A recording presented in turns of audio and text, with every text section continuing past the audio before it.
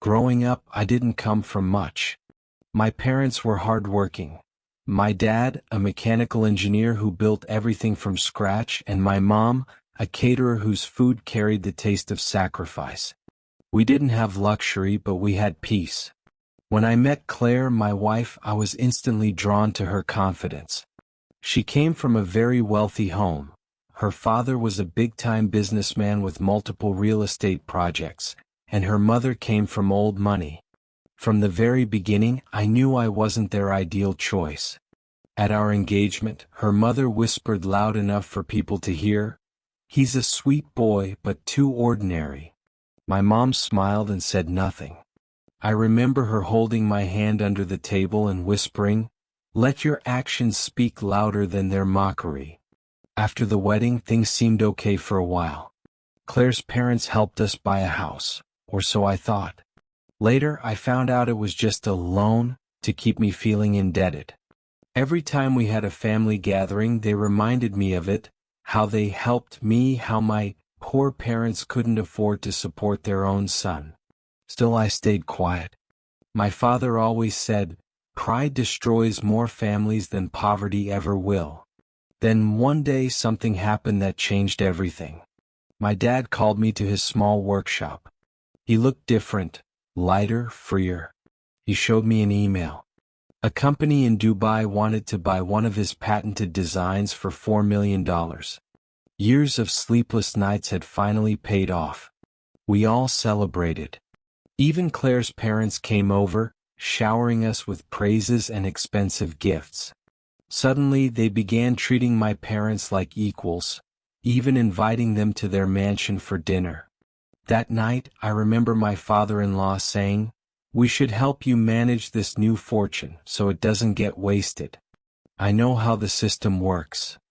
My mother's face darkened. "We've managed every dollar honestly. We'll manage this too." But my father, who believed in unity and family trust, agreed to let them guide the process. They introduced him to an investment consultant, a man who promised to transfer the money safely to an offshore account with tax advantages. Within 3 days the deal was sealed. But the following week, everything crumbled. My father called me one evening, his voice shaking. "Daniel, the account. It's empty. $4 million, gone." Just like that. My parents were in shock. My mother cried until she could no longer breathe. She said, "I told him not to trust them." My dad sat in silence for hours, staring at the floor. I tried to reach Claire's parents. Their phones were off. Their driver said they had traveled for business out of the country. Claire was devastated. She didn't believe her parents could do something so cruel, until she checked the bank communications and found their names written on authorization emails. The betrayal shattered her completely. My parents lost their life savings, their dreams, their peace. My mother aged overnight. My father stopped going to his workshop. The man who once built machines now sat quietly, staring at the wall. I'll never forget that image. But karma doesn't sleep. Exactly a week later, news broke everywhere.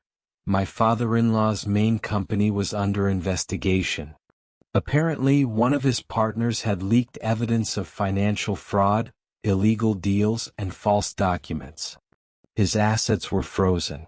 Clients withdrew millions overnight. By the end of that week, he was bankrupt. Their home, the one they used to boast about, was seized by the government. Claire's mother, unable to handle the stress, suffered a mild stroke and was hospitalized. And my father? He said nothing.